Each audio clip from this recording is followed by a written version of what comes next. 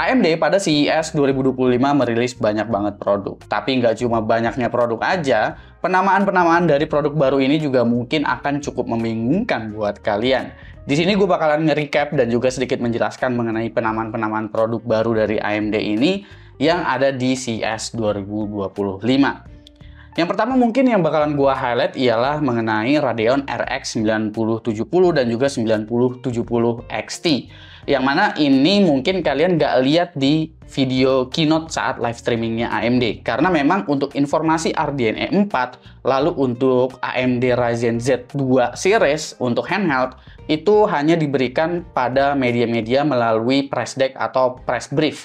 Entah kenapa gue juga kurang tahu kenapa AMD nggak mengumumkan langsung secara gamblang untuk Radeon RX 9070 dan juga 9070 XT-nya. Lalu untuk handheld juga entah kenapa belum di-announce secara belak-belakan gitu di keynote-nya AMD. Mungkin penyebabnya kalau misalkan di kartu grafis tentu karena 5070 itu di-announce juga pada hari yang sama, jadi kayaknya AMD menunda untuk ngasih tahu semua informasi, baik itu dari spesifikasi dan juga bahkan harganya belum ketahuan berapa MSRP-nya dalam USD untuk 9070 dan juga 9070 XT. Tapi yang pasti, untuk Radeon RX 9070 dan juga 9070 XT, itu dia nanti bakalan memiliki fitur eksklusif yang mana FSR 4 itu nanti bakalan menggunakan AI upscaling. Nah, FSR 4-nya dengan AI upscaling ini itu eksklusif hanya bisa berjalan di RDNA 4 aja, alias kita cuma bisa pakai di Radeon 9000 series lah kali ya bisa dibilang. Jadi ya kali ini akhirnya AMD mengeksklusifkan diri juga karena ya FSR kemarin dengan open source-nya mulai dari FSR 1 sampai FSR 3 perkembangannya terasa stagnan begitu-begitu aja, walaupun ya FMF dan juga frame generation menurut gua udah cukup membantu sih karena ya mereka bisa memanfaatkan itu tanpa deep learning. Tapi kali ini tentu udah cukup improve lah dengan adanya si FSR 4. 9070 dan juga 9070 XT ini juga sesuai rumornya mereka nggak menargetkan GPU kelas high-end. Jadi meskipun namanya 9070 XT, tapi yang ditargetkan sama AMD itu cuma sekelas Radeon RX 7900 XT. Habis itu RTX 4080 yang ditargetkan paling tinggi itu pun bahkan untuk 9070 XT. Sementara untuk 9070 polosnya ya targetnya tentu ada di bawahnya. Jadi posisi dari RTX 4090, 4080 Super bahkan gua rasa masih sangat-sangat aman. Bahkan 7900 XTX pun kayaknya gapnya masih ada lumayan jaraknya tuh dengan si 9070 XT ini. Ya kita lihat aja lah, semoga harga yang ditawarkan sama AMD memang jauh di bawah rata-rata sehingga peminatnya juga buat calon user yang memang pengen coba untuk RDNA 4 bisa nyobain si GPU-nya Radeon ini. Terus yang nggak masuk di keynote itu ada Ryzen Z2 series. Z2 series ini sebetulnya ialah Ryzen AI 300 series kalau di laptop kayak Ryzen AI HX 370, habis itu Ryzen AI 9365, ya itu sebetulnya adalah prosesor yang sama. Seperti kemarin-kemarin di Z1 series ya, jadi di bagian AI akseleratornya atau di bagian NPU-nya itu dibuang sama AMD. Sehingga pembagian powernya dengan CTDP 15 sampai dengan 30 ataupun 35 watt itu bisa difokuskan untuk clock speed GPU-nya. Karena fokusnya nanti buat handheld dan handheldnya dipakai buat gaming. Toh kalau misalkan nanti FSR 4-nya bisa AI upscale juga, itu dia nggak bakalan memanfaatkan NPU. Jadi memang NPU harusnya nggak terlalu dibutuhkan sama handheld gaming. Pada slide-nya juga udah terdapat 3 sampel ya, yaitu ROG Ally, Steam Deck, dan juga Lenovo Legion Go. Yang mana mungkin salah satu penyebabnya adalah karena produk dari ketiga ini memang belum ready dan belum siap untuk di-launching, jadi mungkin akan ada intervensi di situ antara AMD dan juga brand partner yang akan merilis handheldnya. Jadi makanya belum diumumkan secara gamblang sama AMD untuk Z2 series ini seperti apa. Akan ada 3 SKU yaitu Z2 Extreme, Z2 Polos, dan juga Z2 Go. Nah, Z2 Polos dan juga Z2 Go ini dia tuh sebetulnya memiliki jumlah compute unit dari iGPU yang sama di 12 compute unit, tapi CPU-nya berbeda. Yang Z2 Go itu dia 4 core 8 thread aja. Sementara Z2 Extreme dia punya 16 compute unit, jadi persis banget seperti HX 370.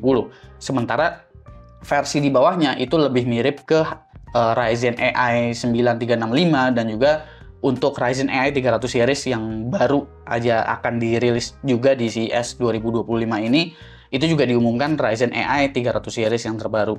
Yang terbaru ini bukan lebih atas daripada HX 370, melainkan lebih entry-nya.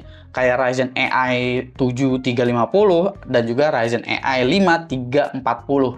Dia punya 8 core 16 thread untuk versi 350, dan untuk 340 dia punya 6 core 12 thread. Jadi yang Ryzen AI 300 series itu tuh dia udah menggunakan arsitektur Zen 5 ya. Sementara di sini AMD juga mengeluarkan Ryzen AI 200 series. Nah, 200 series ini memang kelasnya lebih entry, tapi sebetulnya ini adalah rebranding dari Ryzen 8000 series yang sebelumnya kalian 8040U, 8845HS. Ini sebetulnya adalah CPU yang sama, namanya diganti jadi Ryzen 9 270, Ryzen 7 260, jadi sebetulnya masih sama. Kelihatan banget dari jumlah NPU-nya yang memang masih cuma 16 TOPS, jadi ini belum mendukung untuk Copilot Plus PC. Lalu AMD juga mengeluarkan sebuah APU terkencang di muka bumi ini, yang mana APU ini memiliki 40 compute unit di dalamnya, yaitu dengan codename Strix Hello. Strix Hello ini juga diberikan penamaan prosesor yang menurut gua cukup unik ya, karena AMD memberikan nama AMD Ryzen AI Max Series. Ada yang Max Plus, ada juga yang Max Pro. Kayak nama iPhone. Jadi kalau ada kata-kata Max-nya, itu tandanya dia menggunakan jumlah compute unit yang sangat gemuk di dalam prosesornya.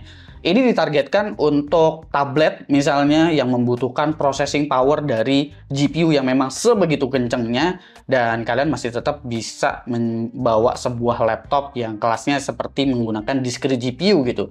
Tapi form factor-nya sangat-sangat kecil. Ada beberapa SKU untuk prosesornya seperti Ryzen AI Max Plus dan juga AI Max Plus Pro 395 yang punya 16 core 32 thread bahkan. CTDP-nya itu semuanya rata ya di 45 sampai dengan 120 watt. CTDP-nya memang cukup tinggi. Ini wajar karena jumlah compute unitnya juga sangat-sangat banyak di dalam satu package prosesornya. Ini tetap masih lebih rendah sih ketimbang kita menggunakan kelas RTX 4060 ditambah sebuah prosesor yang kencang sekalipun. Jadi 120 watt pun sebetulnya masih sangat-sangat oke. Terlebih lagi cooling laptop juga sekarang udah banyak yang bisa menghandle total power 175 watt lebih. Kita udah lihat itu bahkan di laptop sekelas 14 inch sekalipun. Jadi yang paling tinggi ada yang 40 compute unit, ada yang 32 compute unit, dan paling kecil di 16 compute unit ya. Di sini ada contoh-contohnya sih kayak HP ZBook Ultra G1A, lalu ada HP Z2 Mini G1A, dan juga ROG Flow Z13.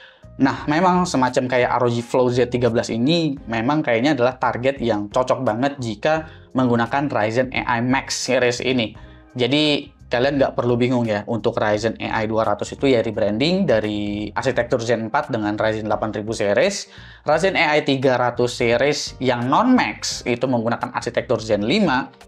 Sementara untuk Ryzen AI Max Series, itu dia menggunakan Zen 5, tapi jumlah compute unit di iGPU-nya jumlahnya besar, mencapai 40 paling gede untuk SKU-nya. Kalau kita ngomonginnya di laptop juga sebetulnya masih ada lagi, yaitu adalah versi X3D-nya.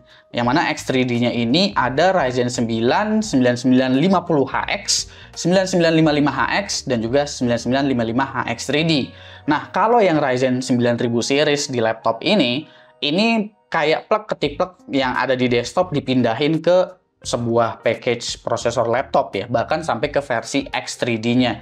Mulai dari 12 core hingga 16 core plus X3D atau 3D V-Cache ya. Tapi TDP-nya ya di set lebih rendah, di sekitar 54 watt untuk TDP-nya.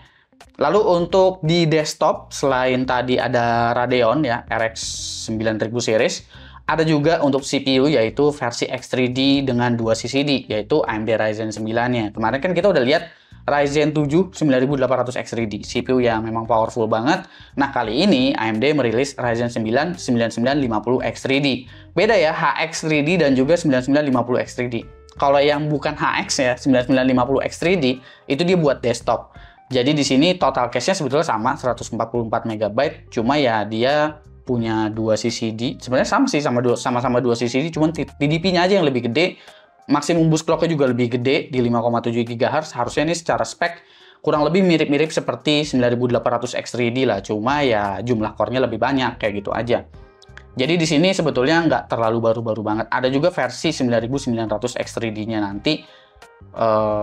Kalau misalkan kalian nungguin Ryzen dengan 2 CCD tapi ada 3D V-Cache-nya. Tapi ini 3D V-Cache-nya nggak ada di dalam 2 CCD-nya ya, tetap di satu CCD doang gitu. Jadi kalau kalian mau latensinya kecil, sebetulnya ya kalian tetap lebih better pakai 9800 X3D sih. Karena di sini pun AMD hanya membandingkan datanya itu dengan 7950 X3D yang sama-sama menggunakan 2 CCD di dalam die-nya. Dan perbedaannya juga sebetulnya nggak terlalu sebegitunya signifikan, terkecuali di CSGO yang memang peningkatannya mencapai 58%. Sementara kalau kita ngelihat di Cyberpunk 2077 aja, itu naiknya cuma sekitar 2%. Jadi kurang lebih segitulah yang bisa gue recap untuk AMD pada event CES 2025 beserta dengan info tambahan yang memang nggak dimasukin sama AMD pada acara keynote mereka. Kira-kira menurut kalian gimana? Apa yang kalian tunggu? Kalau gue sih nungguin Z2 ya, nungguin ROG Ally 2, Steam Deck 2 yang mungkin bakalan peningkatannya jauh banget karena Steam Deck itu dari zamannya Radeon 680M dan sekarang dia bakalan lompat berarti menggunakan Radeon 890M atau 880M. Jadi peningkatan si Steam Deck 2 gua rasa bakalan jauh lebih fantastis lagi nih, jadi berasa banget gitu.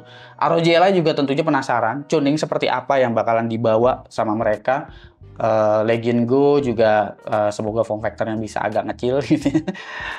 Tentunya 9070 series juga pasti gue bakalan review kalau itu pasti. 9950 X3D gue belum dapat kabar, tapi untuk kartu grafis karena belum ada informasinya juga nih dimasukin ke Indonesianya kapan, bahkan harga pun AMD belum nge-spill sama sekali pada media brief ini. Jadi meskipun gue bisa pastikan gue bakalan nge-review 9070 series untuk kartu grafis Radeon, tapi gue belum bisa konfirmasi di bulan apa kira-kira masuknya. Komen aja di bawah mana yang kalian tunggu. Oke, jangan lupa subscribe. Gue Suki dan seperti biasa sampai jumpa di lain kesempatan.